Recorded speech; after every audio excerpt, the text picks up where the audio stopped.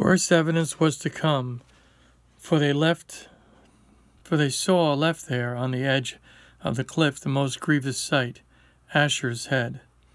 Stirred to a new fury, they let out an eager battle cry, sounded the war horn, loud and long, so the whole world could hear their anger.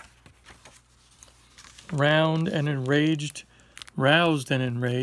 by the challenge of the battle horn, a giant sea serpent slithered to the surface.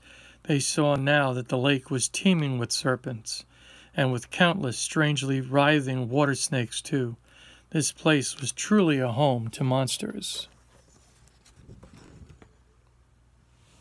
Beowulf at once let loose an arrow, the iron tip striking home to its mark, deep in the sea serpent's throat. Other spears then rained down until the body of this wave lurker was dragged lifeless to the shore. Grisly, grim, and gruesome.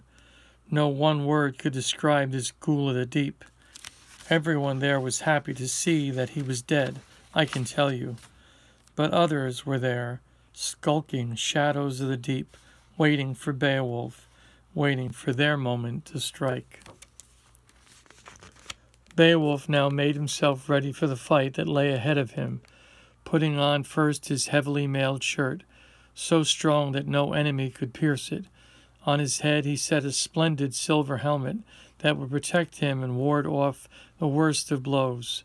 Wonderfully crafted it was, adorned with gold, richly carved all around with wild boars at bay. No sword swipe had ever breached its stern defense.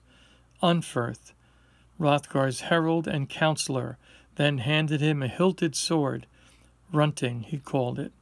A sword unlike any other, ancient, tried and tested, wave pattern, iron-edged, imbued over the years with the blood and venom of those it had destroyed. This sword had never failed any hero before. Beowulf clutched it keenly, eager now to face the foe. But first he spoke to silver-haired Hrothgar close behind him. This time has come, great king, to test again my courage and my strength. Remember, wise lord, all that we agreed before the fight with Grendel, that should I die in your service, you will be like a father to me, and when I am gone, protecting my hearth companions and sending them what gifts you have granted me. Kind Hrothgar to my lord Hygelac for his safekeeping. Being his servant, you will understand that all I have is his. It will show him how generous you have been, how you keep your word, and he will love you for it. And let Unferth have back Runting, the blade he just gave me. It should rightly be his again. With Runting I shall kill this ogress or die in the attempt. Let God choose between us. With these words, Beowulf, the daring prince, dived into the lake and disappeared. So deep was the perilous pool that it seemed to take forever before he saw the bottom and felt it with his feet. And there, that blood-greedy hag of the deep was waiting for him, ready in ambush. She sprang on him, fastening him at once with her hellish hooks.